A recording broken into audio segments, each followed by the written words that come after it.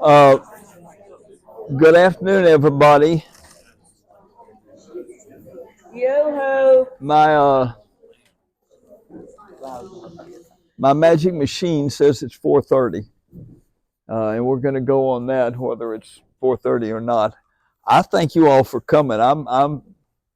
I never cease to be amazed that this many people want to come listen to me run off at the mouth. You'll notice that my wife is not here. She hears me run off at the mouth enough that she isn't going to add to it by coming on Monday nights. Um, this is, I think, the fifth of these that we have done, and this is the one I'm most looking forward to. I hope it is as good as I think it is. I did promise George that there are no papers, there are no tests, and there are no grades when we get done. And I also will promise everybody that if you come tonight and you think that guy's an idiot and don't come back, it will not hurt my feelings because for 55 years I had students tell me I was an idiot. So there's nothing that I won't have heard before. I did bring some copies of the order of worship, if you like. It's the same as the one I passed out to a lot of people. I didn't bring obviously enough. I'll bring some more next week if you want one and didn't get it. Um, if you if you saw slavery in the Civil War and decided that you were going to hear a lot about military history in the Civil War, you may as well go on and leave now because it ain't going to happen. Now, that doesn't mean that I'm not fascinated by the military history of the Civil War. You ever want to spend an evening talking about that, I'll be happy to do that. But the focus of this is on the institution of slavery and how we get from colonial times up to literally almost, well, completely splitting the country apart over the institution of slavery. And again, I don't want to be controversial. A couple of things that everybody needs to understand. I use the term Civil War and war between the states interchangeably, whichever one happens to come to mind. I have been castigated in the past for teaching in the South and calling it a civil war. Don't take offense. It's just whatever word comes to mind. What I'm talking about is the war between 1861 and 1865. You can call it the War of Yankee Aggression. You can say they cheated. That's why we lost. I don't care. I will just use whatever happens to come up. Now, slavery is not a modern. It's not a modern institution. Slavery obviously is as old as there was one group of people who were able to beat up on another group of people. In fact, in the ancient world, one of the best things you could be when the Romans were in charge was to be a Roman slave. Because what they did was they brought in the most intelligent people they could find. They would use them to teach their children. They would arm them so they became a police force if it was needed. It was very different. With the collapse of the Roman Empire, slavery doesn't go away. It tended to be dominated, particularly by the Muslims. They established control in the northern part of Africa. They would bring slaves across to the east coast of Africa and sell them into British protectorate or whoever happened to be in that part of the world. Obviously, what makes American slavery not different, but what makes it a focus is that it's based on skin color. It is much of the earlier slavery wasn't based on the fact that one group of people skin color was different from another, but black slavery in America then becomes over time an issue, and how that happens is the story that I hope I hope I'm going to tell. If I don't get there, please don't shoot me. I'm going to do the best I can. When the Spanish came to the New World, and y'all have to forgive me, I went to see the wound doctor today, and he played with my rear end. More people in Lamar County have seen my rear end than I think. It's very frustrating when home health care comes in. They actually take pictures of it. And, Oh my God. and I've always been a little nervous about pictures. When I took a group of kids to Spain one year, we got to Barcelona, and our tour guide says, there's some wonderful parts of Barcelona that you can't see in a tour bus, and it's too far to walk. So the way to do it is a bicycle tour. Well, I hadn't been on a bicycle in 30 years. And she said, oh, don't worry about it. I've taken older people than you. And I said, oh, okay. Well, they always say, it's just like riding a bicycle, you never forget. Nah. Yes, We're you do. going down a narrow street, and I realize I'm about to run into this wall over here. And stupidly, I put my hand up to block, and this finger went up, and then it went that way. So I spent a while at Hospital La Mer in Barcelona. If you ever need to go to a hospital in Barcelona, I strongly recommend it. But the guy x-rays it, and he said, not broken, dislocated, and he's going to snap it back. I can't speak Spanish, but I can whine in any language you need me to whine in. It hurt like crazy. Now, when I got back to the States, our certified athletic trainer at Tatnall said, yeah, if I'd been there, I'd have snapped it back. If you do it immediately, you can do it. I said, after it hardens, you don't want to do that. So he deadened it, said it, and gave me a copy of my x-ray. Every kid on that trip had a cell phone. They all took a picture of the x-ray, and before I could get back to Macon to defend myself, everybody in Macon, Georgia knew this idiot had run into a wall trying to ride a bicycle. I still got the x-ray. If you want to see it, I'll be glad to show it to you. Anyway, when the Spanish came to the New World, they came with armies. They came prepared to establish colonies in the New World. And because they came with armies, and because they came to an area where the Native American tribes were reasonably civilized, they were able to introduce Indian slavery. And so they were able to create these large plantations, if you like, and were able to use Native Americans as their workforce, at least until they got to be too many, and they ended up having to bring in African Americans as well. When the British come to the New World, they don't. The English colonies are literally unique in that none of them, except Georgia, was created by the activities of the English government.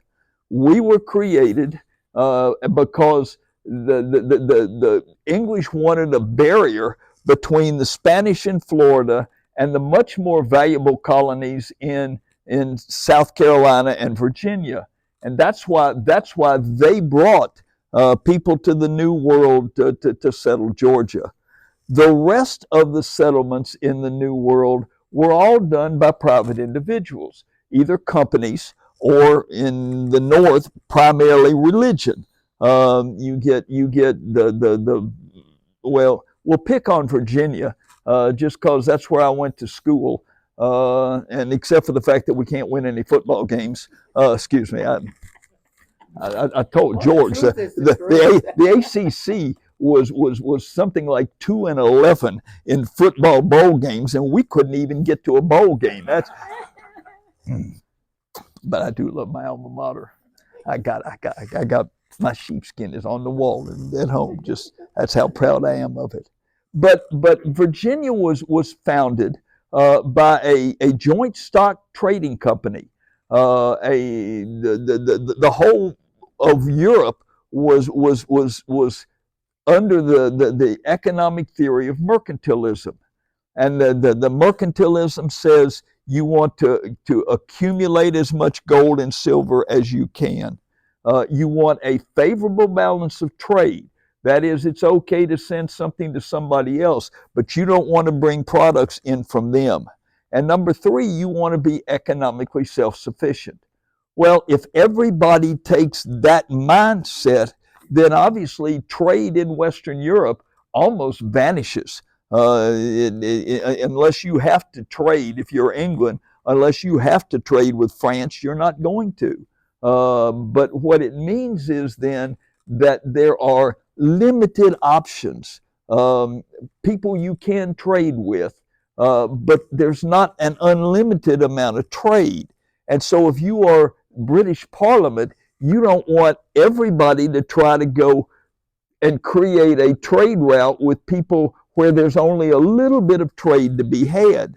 The result, you get something like the Muscovy Company. You can trade with Russia, but there's not enough trade with Russia to have 6 or 8 companies going there. And so you get a charter from Parliament to be the company that can trade with Russia. The Levant Company, the Eastern Mediterranean, there is some trade to be had there, but only enough for one company. And so the Virginia Company of London is created because of the success that the Spanish seem to have had in their colonization efforts. The Virginia Company of London is created to trade, to have a monopoly of trade with the New World. Now, remember that if you've been to Jamestown, you know, when we were growing up, we always criticized the people who founded Jamestown because they didn't go out and work. They were gentlemen. They didn't want to get their fingers dirty, and that's why they all starved to death. Well, it's not that they didn't want to work. It's that they were there to find something that would bring money into the coffers of the Virginia Company of London. And so 1607, Jamestown is created, and by 1625, 50% of the people who had come to the New World had starved to death.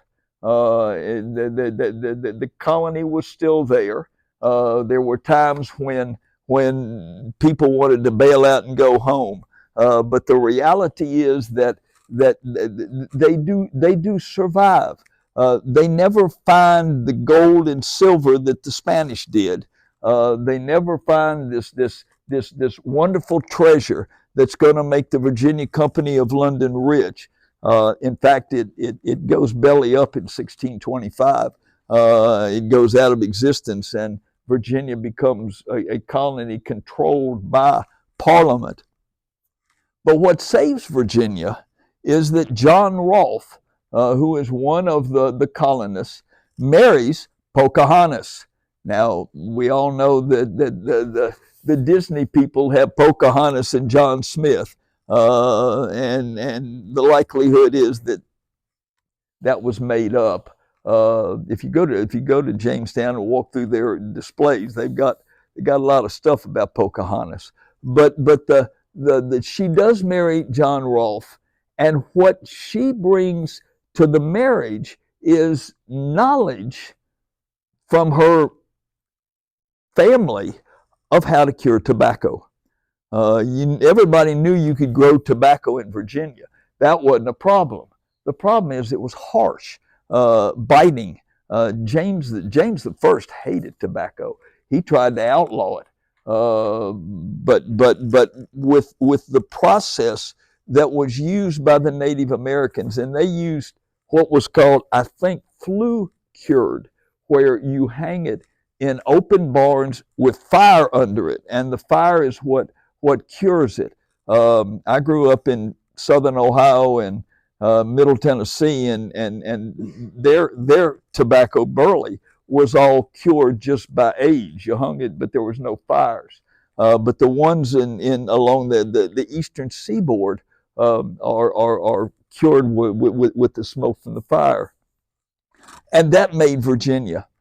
Suddenly there was people, the people in England would take from Virginia all of the tobacco you could make.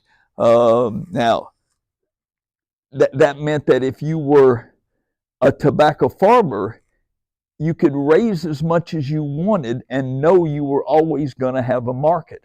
At the other end of the spectrum, the price was set by the British, not by you. It wasn't a matter of negotiation. They would buy all the tobacco you could make, and here's the price you're going to get paid. A lot of interesting things. A lot of the preachers, Pastor Ann's not here, is she? A lot of the preachers got paid in pounds of tobacco. Well, if the price of tobacco happened to be high, preacher came out smelling like a rose. If it went down, it was a long winter for the priests. But it was in fact, the British ultimately defined what they called 5 enumerated goods. These are goods that were grown in their colonies or made in their colonies and could only be sent to England. They were sugar, which is the most valuable commodity anybody could grow. Now, you couldn't grow that in North America, but that's where you got the sugar islands in the Caribbean. Tobacco, rice, which is grown heavily on the sea island. Indigo, which was almost unique to South Carolina because it's a purple dye, I think, and England was big in the woolen industry. And then naval stores, pitch, pine tar, turpentine, and then in New England, these wonderful oak trees. The people would go through and mark the oak trees, and they were called the King's Forest. And they were reserved for the shipbuilders who were going to build ships, and these were going to be the masts. And so what happens then is, particularly in Virginia and Maryland, more than anywhere else, where tobacco growing became the way of life, the more acres you could plant in tobacco, the better for you and the better for England. England got part of what frustrated Americans at the time of the Revolution is that England got more tobacco in from America than England could use. They turned around and sold it at a much higher price to the French. And so, of course, here's the American planter saying, well, this is what I got, but look at what they got of what I sold to them. That created some ill will that helped justify the interest in the revolution. But the problem, of course, is that tobacco is a labor-intensive crop. And all kind of things you got to do to make tobacco work. And so as the plantations grew, as the number of acres in tobacco grew, then the question becomes, where are we going to get our workers? How are we going to get this to happen? Now, we tried in Virginia, we tried Indian slavery, but it never worked. In the first place, we didn't have the manpower, military manpower, to make this happen like the Spanish did. In the second place, the Aztecs and the Incas and the Mayas were much more settled in community, and they were much more likely to listen to people telling them what to do. The Native Americans were, I mean, you turn your back and they're gone into the wilderness, and you ain't going in there after them. That would be crazy. And so Indian slavery, although in South Carolina, it was practiced, and it was practiced with some level of success. But it for the most part, it didn't work. What did help was what was called indentured servitude. Now, there were a lot of people in England who would love to come to the New World, but they didn't have the money for the passage. And what you could do is you could go down, and if a ship's getting ready to come to the New World, you can go to the captain and say, if you will provide me transport, you can sell my labor for 5, 6, 7 years to whoever wants to buy it. And I'll sign a contract that I will work for that years. And you can sell me for a lot more than you would get if I just bought passage. And so times in England were not good. We have not gotten to the Industrial Revolution yet. There are what England had done was they had begun to focus heavily on woolen trade, and it was what was called the enclosure movement. So you've got a large farm that you might have 5 or 6 different families working your farmland for you. Well, then suddenly you build a wall around it, you put sheep on it. You don't need 5 families looking after the sheep. You only need 1. And so the other 4 families are all thrown off. They head into London, and the sense was London was woefully overpopulated. And so there is a sense that for a lot of people coming to the New World, selling your labor, and the understanding was if a shoemaker bought my labor, I would work for him for whatever, 6, 7 years, whatever the contract said. And at during that time that I was working with him, he would teach me his trade. And when my indenture was up, he would give me or sell me or make available to me the equipment I needed that I could become a shoemaker myself. And obviously, if my indenture was to grow tobacco, at the end of the time, I would have a skill, but I would also be given land and a head start on that. To make it even more attractive, the state of Virginia created what was called the headright system. Now, the headright system said that anybody who pays for passage to the New World gets 50 free acres for everybody he brings. So if I have a wife and 2 kids, there's 4 of us, I pay for their passage, I get 200 acres. And if I hire 3 or 4 indentured servants, I get 50 acres for each of them. Again, the understanding being that when his indenture's done, he'll get some of this. I think this is unique to Virginia. But what it does is it lets some families, because if you bring in a slave, when slavery arrives, you get 50 acres for every slave. And so it becomes this encouragement, if you like, to build larger plantations. The so-called FFVs, the First Families of Virginia, people like the Byrds and the Carters come up with huge plantations. If you drive along the river between the coast and Richmond, you can see some of the remnants of the great plantations that were there. And it was a world where the river, the James River, was navigable all the way to Richmond. There are falls in Richmond that's the beginnings, or the Virginia beginnings of the fall line, that limit transportation beyond that. But the ships were able to come literally. If I own a plantation, I build a dock, the ship comes right there, comes right to my dock. I don't have to transport my tobacco anywhere except from the field, put them in hogsheads, and bring them right down. and in exchange for that, I would have a guy in England, a factor, who was taking care of all this for me.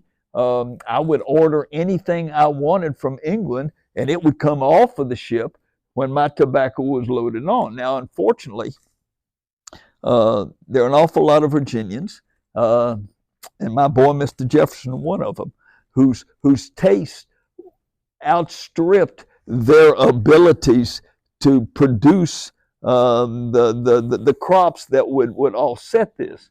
And they became what we would call land poor. They had all this land, but they were in debt to somebody in England. There were an awful lot of Virginians who supported the American Revolution, thinking that if we want our independence, we ain't going to pay those people what we owe them. And that's one of the, well, that's another story. Well, we'll leave that where it is. I don't want to diss on my people from Virginia. So you've got in essence a system in place that works for England because it supports mercantilism, but it works for America as well. The southern colonies become the plantation colonies. Maryland, Virginia, South Carolina, Georgia. North Carolina, not so much. North Carolina doesn't have an easy access to the Atlantic, and you got to deal with Cape Hatteras, and you got to deal with the Outer Banks, and it makes a problem. Yes, sir. Your previous point on if we did win the revolution, Virginians think they would not have to pay back the British government. Were they accurate in that? Or? Unfortunately, yes. Just wait. Dr. French will cover that for you. That becomes a major point of Jay's treaty. Keep that in the back of your mind, and you can deal with that when you get to Jay. Well, the problem, of course, also is that eventually all these people who wanted to come to Virginia so badly that they could be indentured servants, suddenly the Industrial Revolution arrives. Now there are jobs. There are jobs in England.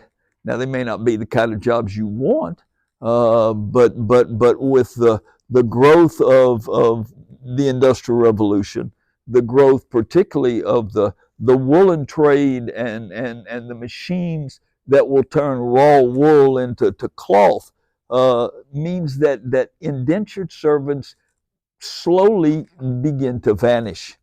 Well, the question then is, we've got these large plantations. Who's going to work them? You know, we've got a product that as much as we can grow, they're going to take, but we got to figure out how to grow it. Well, in 1619, earlier, obviously, than when that happens, in 1619, a ship comes into Jamestown with 20 African slaves on board. It had made several stops along the way, and these 20 were left over. These are the ones that they hadn't been able to sell. And of course, if you're a slaver, if your job is carrying people in what was called the Middle Passage, pick them up in Africa and bring them to the New World, you want to sell everybody you got. You make your money selling slaves to plantation owners in the New World. And the hope was maybe there's somebody in Virginia who will take these 20. And in fact, that's what happened. Now the question, of course, is, and I love to read historians' arguments. You know, when a historian takes an opposite point of view from another historian, it's almost like he called him a nasty name. I've never quite understood. They really go after each other in any way they can, and I'm always fascinated by that. And the question is that historians have been arguing about, as far as I know, since all of this happened, is what was the expectation of the people of Jamestown for these 19 black souls that got off this ship?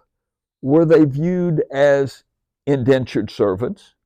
Was the understanding they would work for a specific time period and then be made free? Or was the very fact that their skin color was different meant that the Virginians intended that they should be slaves forever? Now, we don't have an answer to that. Nobody, historians will still argue that. If you are a fan, Edmund Morgan's book deals with that perhaps as well as anything.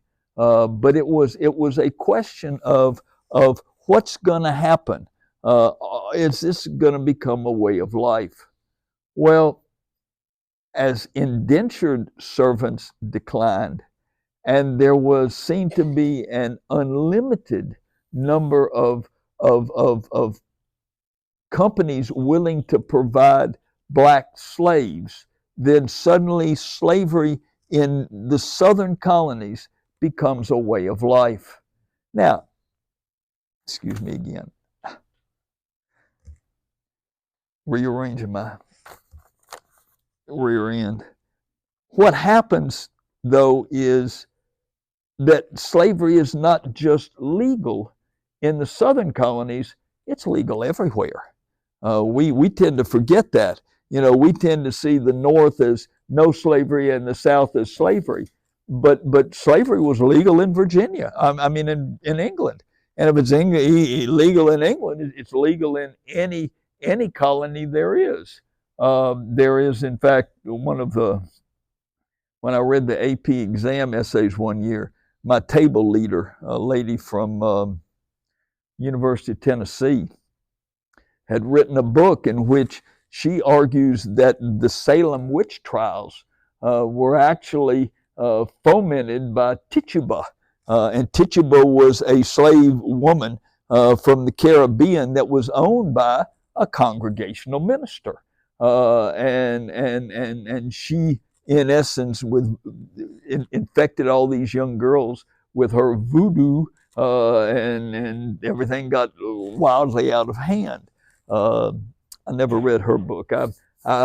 Some of my table leaders, I went back and read their books, but I wasn't fascinated enough to read about Tituba. One of my table leaders wrote one on Stan Musial. I did read that. And if you have to be a baseball fan, From Stash to Stan the Man is a really good book to read. But what begins to happen, though, in the non-plantation states is that slavery doesn't take hold like it does south of the Mason-Dixon line. The reason for that, of course, is that as slavery becomes an established way of life in the New World, the cost begins to rise. And the problem, of course, is that nobody buys a slave just so they can say, oh, look at me, I got a slave. You buy a slave because you think economically that slave is going to provide something you need or want. Well, that doesn't happen as much in New England. And slowly but surely over time, not necessarily during the colonial period, but the interest in slavery begins to die out. Now it's not actually eliminated. We'll talk next week about the Confederation period and the Constitution and how slavery's dealt with there. But in essence, it becomes a part of life in the South just because the economy insists on it. We've got to have slaves to produce the products, whether it's rice, indigo, or tobacco, that England wants, that bring us money, and that allow us to sustain the institution. Now, one of the big things that happen is that a number of British landowners from the island of Barbados in the Caribbean, which is one of the big English uh, sugar growing islands. They had already established a way of life with slaves. They'd had slavery a lot earlier than it happened on the mainland. And a number of them moved from Barbados to South Carolina. And they bring with them what is commonly referred to as the Barbados Slave Code. And the Barbados Slave Code is the thing that inflicts slavery as we tend to see it on Southern slavery. Up until then, again, the question was, what is the relationship between a slave and the owner? Is it the same as the relationship between an indentured servant and the owner, or is it different?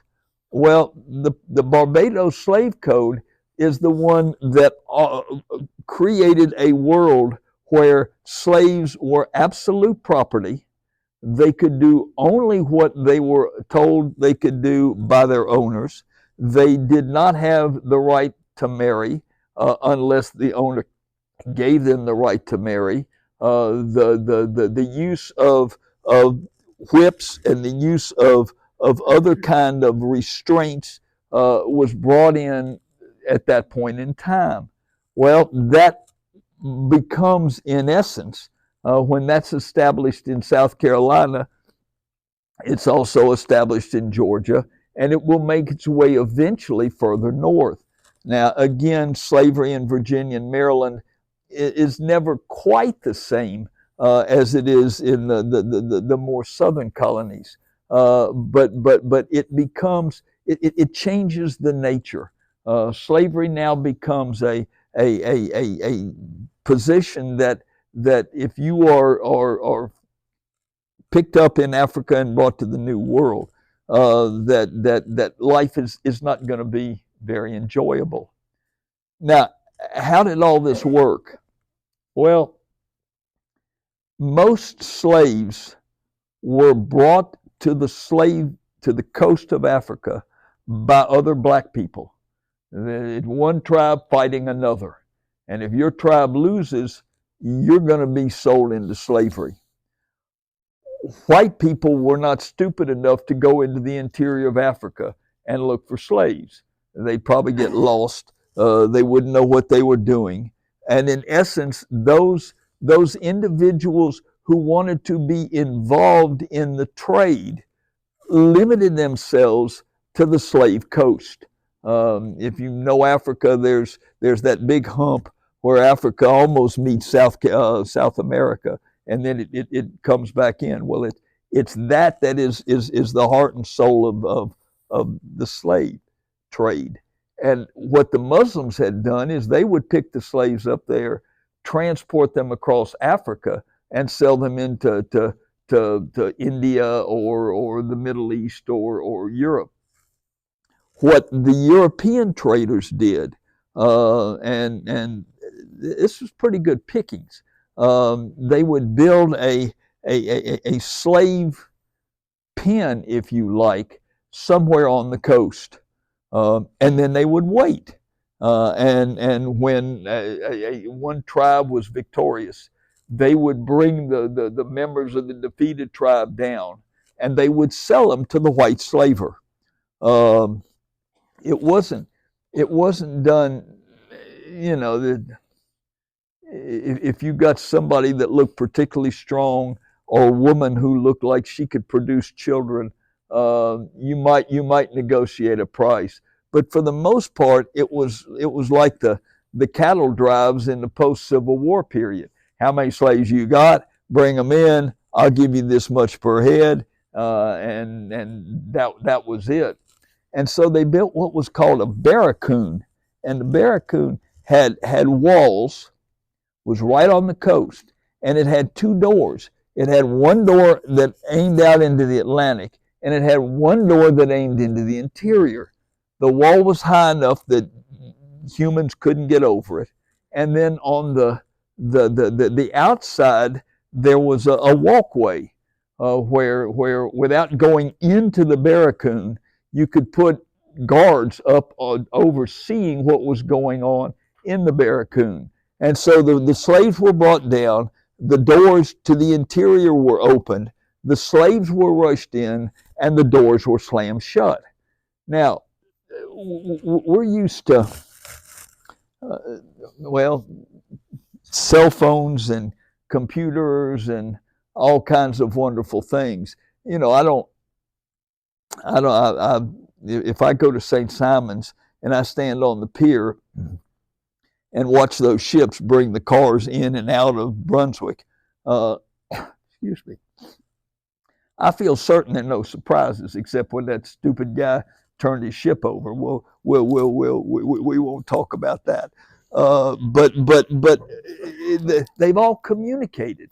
Somebody knows this ship's coming, and they send the pilot boat out and put the pilot on board to get them in.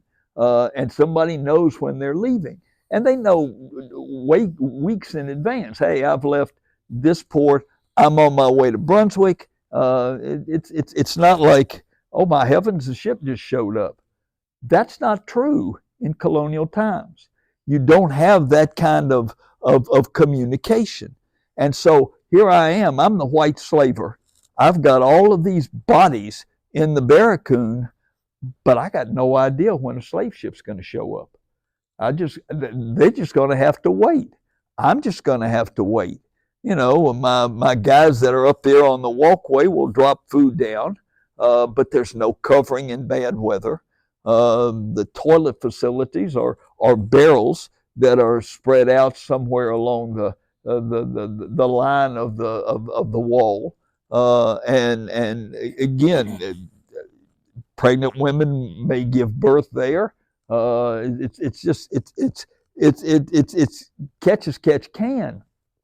And the truth is, when the slave ship shows up, I may not have enough slaves to fill him up, and so he's got to go to another barracoon somewhere on down the coast to try to.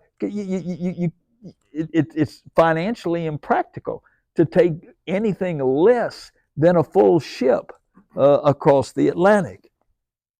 So eventually, of course, the ship shows up, the other doors open, and boats will take the slaves out to the ships and load them on for what was called the Middle Passage. Now, the Middle Passage is inhumanity at its worst. It is, you take a normal ship, a caravel, and you divide the hold into two because you can pack more people in that way. Guys are put in one place, girls in another. They are chained together so that there is just enough space that you can't quite get your legs completely out, and you can't sit absolutely upright. You sit partially back at an angle. If you happen to be against the wall, you can at least lean on that. If you're not, you've got a problem. When I taught at Tatnall, there was a lady whose classroom had on the floor with tape a rectangle, and she had put that there so her class would know that's how much space they allowed for a slave. And you would sit there and look at it and say, oh my heavens, what happens? Now, if you happen to be there and you need to use the facilities in the middle of the night, you're chained to somebody else. You got to assume that if you can get him up and you can walk over everybody else and get to the barrel, then fine. If you can't, then what happens. And so that is, you know, it would normally take 4 or 5 weeks under these conditions. If the weather was bad, or you hit the doldrums, or the currents didn't move right, it could be a lot more than that. The estimations run as high as 25 to 30% of the people died on the Middle Passage. And when you think of the millions that ultimately made it to the New World, you can imagine how many that was. During good weather, twice a day, the slaves were brought up on deck, was what was called dancing the slaves. And they were forced because, again, if I'm the slave captain, and of course we all think about John Newton, Amazing Grace. He was a slave captain, and everybody said, well, John Newton, he became a Christian and gave up being a slave. No, he was a Christian while he was a slave captain. He didn't see anything inconsistent with being a Christian and also owning slaves. Now, he did become an abolitionist when he wrote Amazing Grace, but for all the time that he was doing this, he was already a Christian. And so you bring them up on deck and force them to walk. But the other thing that would happen, and this, I mean, again, this just tears your heart. Some of them, if they saw the opportunity, would jump over and drown themselves rather than continue on the voyage. And so the captain had to have his crew lining the wall or lining the top of the ship. So if somebody made a break, you could go out and tackle him and bring him back. And of course, in bad weather, they didn't get out of the hold. And you can imagine, you know, in our school system, kid gets chicken pox, you got to know that everybody else in the class is if you don't get him out of there, might get chicken pox. Well, imagine what happens on a slave ship. One person gets whatever the disease is, it just flies through the group, and it was I mean, eventually there's this. I should have brought, if I were more technologically advanced, or if I got the one who is technologically advanced to take care of this for me, I could show you the picture. Parliament finally began to restrict the slave trade, and they did it because there was published in one of the newspapers in England a portrait of what was called dense packing. On the you know, you could have loose packing where maybe you didn't take quite as many people, in the presumption that maybe if one of them got sick, everybody wouldn't, or you could cram everybody in. But the truth is, you made your money by selling people, and so the more you could stuff in there, the better. And then you get to the New World, and you would think, well, maybe the worst is over with, but the slave auctions were I would think perhaps even worse, because what you have are people who are looking for field hands.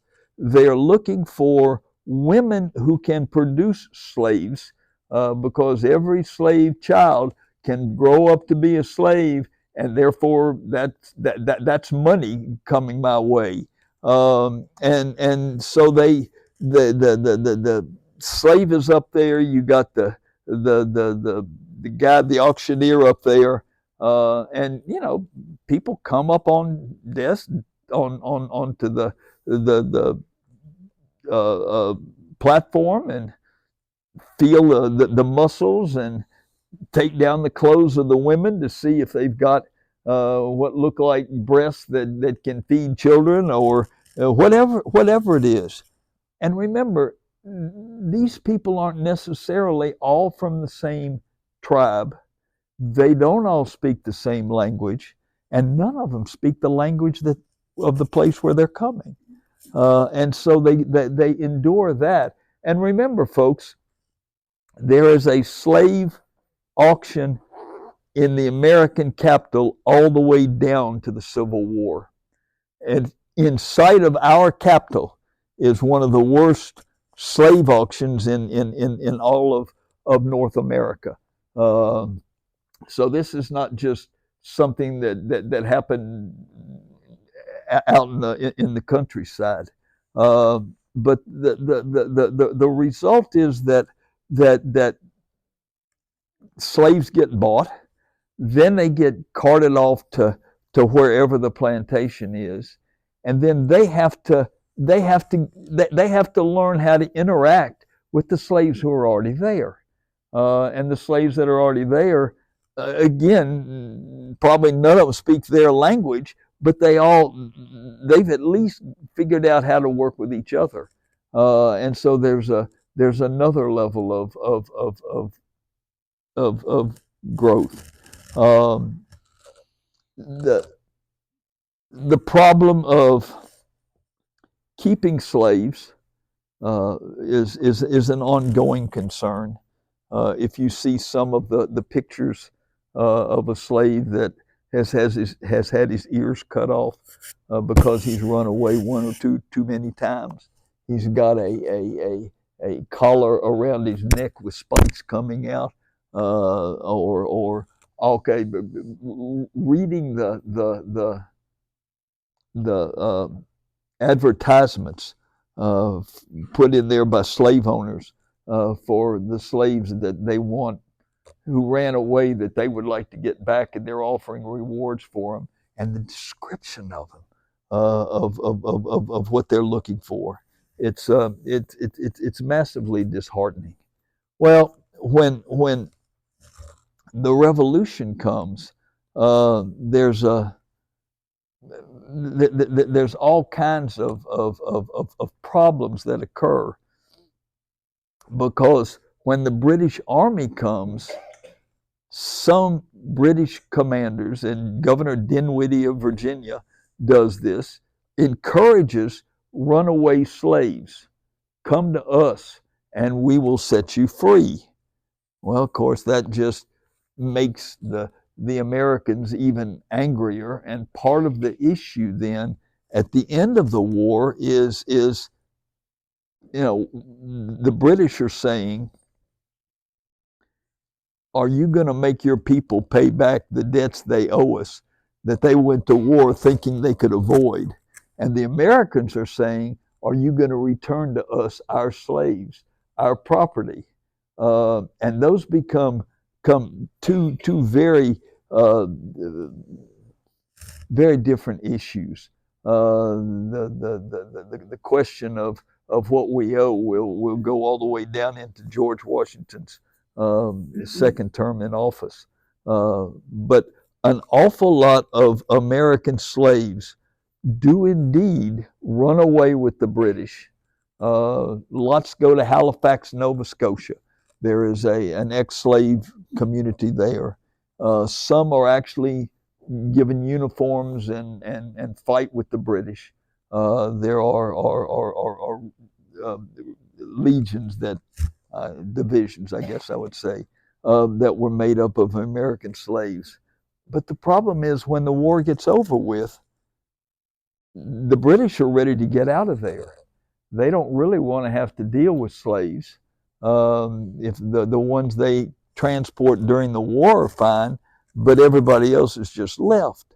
There's a really good book called The Enemy Within, written by a Pulitzer Prize-winning historian from Virginia, Alan Taylor, that describes the problems, at least in the state of Virginia, that occurred during the war. And the question, and we'll deal with this more next week, was for those people within the South who are opposed to slavery, but whose family owned slaves.